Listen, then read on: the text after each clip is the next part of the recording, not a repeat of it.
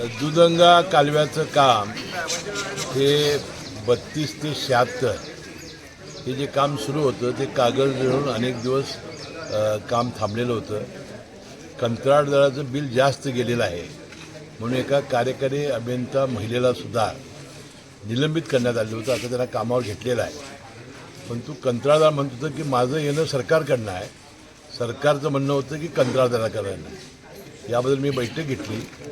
राज्याचे जलसंपदा मंत्री कृष्णा खोरे, विखे पाटील, राधाकृष्ण विखे पाटील साहेबांच्या अध्यक्षतेखाली बैठक झाली आणि त्यामध्ये हा प्रश्न मार्गी लागला आणि ताबडतोबीनं ते राहिलेलं उर्वरित कॅनॉलचं काम करायच्या सूचना त्यांनी दिल्या. त्याप्रमाणे या कॅनॉलजवळ 2 तलाव आहेत.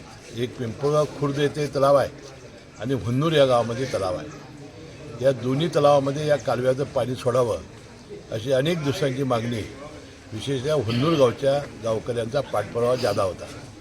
त्यामुळे तोही विषय घेण्यात आला आणि हुन्नूरला कालव्यातून पाणी सोडायचं हा निर्णय झाला. जवळजवळ त्याला 1 कोटी रुपये काहीतरी खर्च येणार आहे. त्याशिवाय पिंपळगाव खुर्दच्या कालव्यातून त्या तलावात पाणी सोडण्याचा हाही निर्णय झाला. त्याबद्दल मनापासून मी राधाकृष्ण विखे पाटील साहेब आणि सर्व अधिकाऱ्यांचं मनपूर्वक आभारी आहे.